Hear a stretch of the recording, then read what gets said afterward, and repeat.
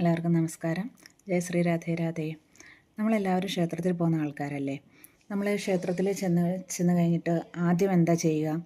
ആദ്യം ക്ഷേത്രക്കുളം ഉണ്ടെങ്കിൽ, അതായത് തീർത്ഥക്കുളം ഉണ്ടെങ്കിൽ നമ്മൾ ആ ക്ഷേത്രക്കുളത്തിലിറങ്ങി കൈക്കുമ്പിളിൽ കുറച്ച് വെള്ളം എടുത്ത് തളിച്ചു ദേഹം ശുദ്ധമാക്കിയതിന് ശേഷമാണ് ക്ഷേത്ര ദർശനത്തിന് പോവാറ്.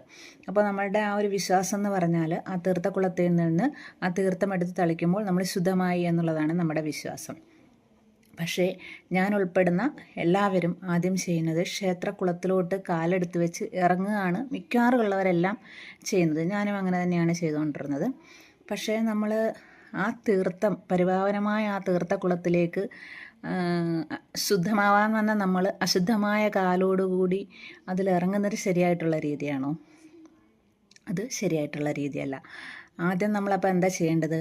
ആദ്യം ക്ഷേത്രക്കുളത്തിലോട്ട് കാലെടുത്ത് വെക്കുന്നതിന് മുമ്പേ കൈക്കുമ്പിളിൽ കുറച്ച് വെള്ളം എടുത്ത് തീർത്ഥമെടുത്ത് നമ്മൾ തളിച്ച് നമ്മൾ ശുദ്ധമായതിന് ശേഷം മാത്രം നമ്മുടെ കാലുകൾ തീർത്ഥക്കുളത്തിലേക്ക് ഇറക്കി വയ്ക്കുക. അതാണ് നമ്മൾ ചെയ്യേണ്ടുന്ന രീതി. ഇതെനിക്ക് പറഞ്ഞു തന്നത് ഒരു പ്രഭുജിയാണ് ഇസ്കോണിലെ.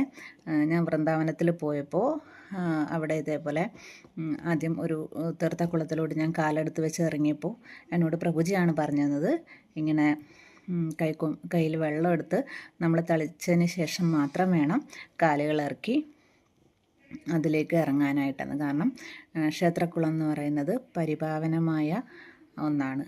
അതൊരു തീർത്ഥമായിട്ടാണ്, അത് ഭഗവാനായിട്ട് തന്നെയാണ് നമ്മളതിനെ കാണുന്നത്.